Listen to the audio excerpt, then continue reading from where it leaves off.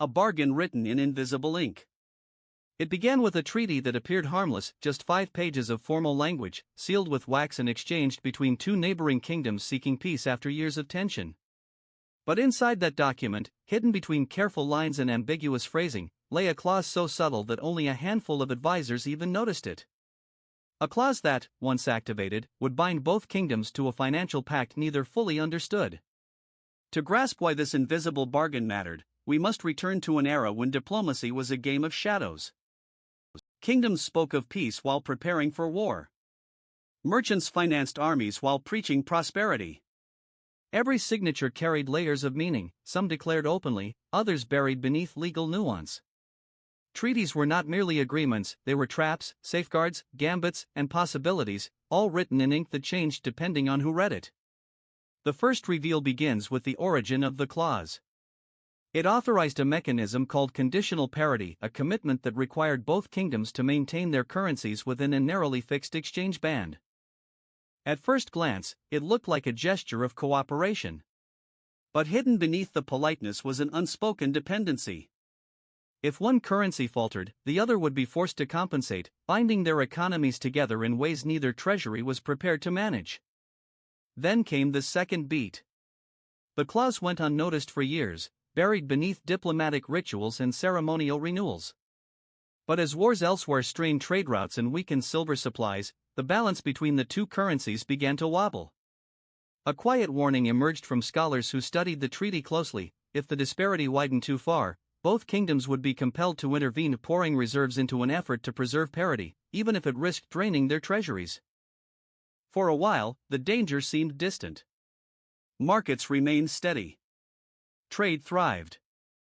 The clause slept quietly in the background of policy meetings, acknowledged but irrelevant. But cracks began to form. One kingdom, burdened by crop failures and poor fiscal choices, saw its currency weaken. The other, prospering from booming trade, was forced to support its struggling partner under the parity agreement. At first, the support was small: a supplemental credit line, a discreet purchase of bonds. But the obligation grew. And every intervention, though hidden from the public, tightened the knot between the two realms. The invisible ink had begun to reveal its true meaning. And the foundations of both kingdoms were about to be tested by a pact almost no one remembered signing. The pressure of the invisible pact deepened as the weaker kingdom sank further into economic distress. Harvests failed again. Trade caravans thinned. Inflation crept across markets like a slow-moving frost. Each tremor in its currency forced the stronger kingdom to intervene, quietly purchasing bonds, bolstering reserves, and issuing statements designed to calm merchants without revealing the truth. Officials insisted the situation was temporary. But the clauses buried in that old treaty allowed no such illusions. As the reveal continued, Treasury advisors uncovered a disturbing detail: the agreement not only required support during crises, it prohibited either kingdom from publicly acknowledging the assistance. The logic behind the rule had once been noble. Transparency, the architects believed, might spark panic or give leverage to foreign rivals. But now secrecy had become suffocating. The stronger kingdom poured wealth into shoring up its partner while unable to explain why its own reserves were shrinking. Legislators demanded answers. Ministers deflected with rehearsed assurances. The conflict took shape when a group of financial scholars published an independent analysis showing unexplained fluctuations in the stronger kingdom's currency. They noted patterns of intervention too consistent to be natural. Their report raised a question that the royal court had feared: was the treasury manipulating markets to protect someone or something they refused to name? Tension spread through guilds and councils. Merchants noticed rising taxes. Noble estates recorded declining returns on state bonds. Even common citizens felt the shift in the price of bread, fuel, and tools.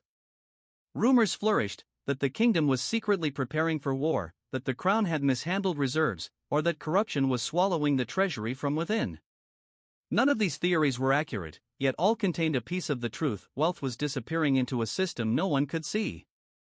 Meanwhile, the weaker kingdom struggled to maintain its own facade of stability. Its ministers issued grand promises of reform. They minted new coins with patriotic slogans.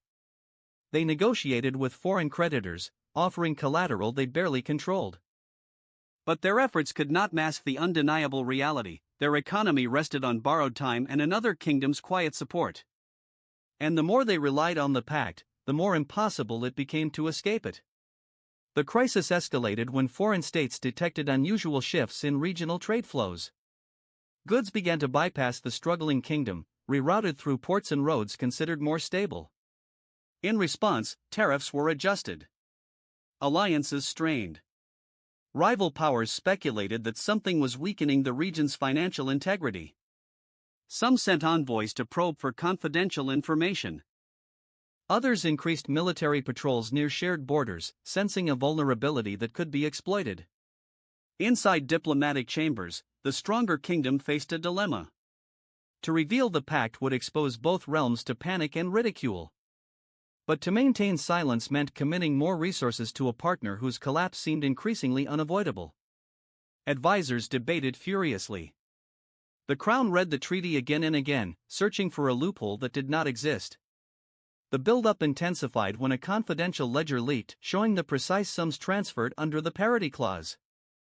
The figures were immense, enough to rattle even seasoned financiers. The leak spread in whispers, then shouts. Markets buckled. Legislators demanded emergency sessions.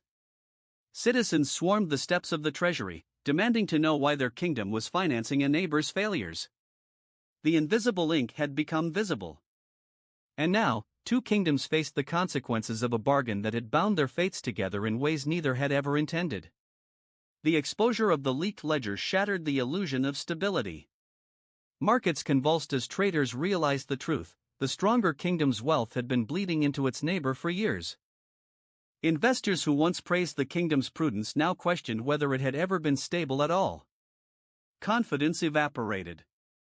Bonds fell. Foreign creditors demanded immediate clarification. What had been a quiet pact between two crowns now became a continental crisis. Inside the palace, conflict erupted with a force that stunned even veteran ministers. Legislators accused the Treasury of betraying the nation. Treasury officials accused diplomats of hiding the clause's true implications. Diplomats accused advisors from past reigns, insisting they had inherited the problem rather than created it. The court fractured into factions, some calling for the pact's immediate termination, others warning that doing so would cause the weaker kingdom to collapse outright, dragging both regimes into ruin. The weaker kingdom, facing its own turmoil, panicked. Desperate ministers pleaded for renewed support, claiming that without immediate financial intervention their currency would collapse within days. They argued that honoring the pact was essential, that failure to maintain parity would turn their crisis into a political implosion. Their pleas revealed something the stronger kingdom had long feared: the struggling realm had no contingency plan. The treaty had become their last lifeline. Unrest spread across both nations. Citizens marched through capital streets chanting for accountability. Guild leaders warned that if trade continued to falter, they would suspend operations entirely. Farmers blocked roads in protest of rising costs. Even soldiers, paid in devaluing currency, whispered about late wages and uncertain futures. Every institution felt the pressure of a pact written by monarchs long ago who never imagined their agreement would tighten into a noose. Foreign powers seized the chaos with opportunistic precision. One kingdom offered emergency credit at interest rates clearly designed to secure influence over both realms. Another proposed a stabilization force near their border, a thinly veiled attempt to project military presence. Letters arrived from distant courts demanding clarification, knowing that uncertainty itself was leverage. The political map of the region began to blur as rivals positioned themselves for advantage. Inside the stronger kingdom's treasury, clerks worked feverishly amid overflowing ledgers and collapsing calculations.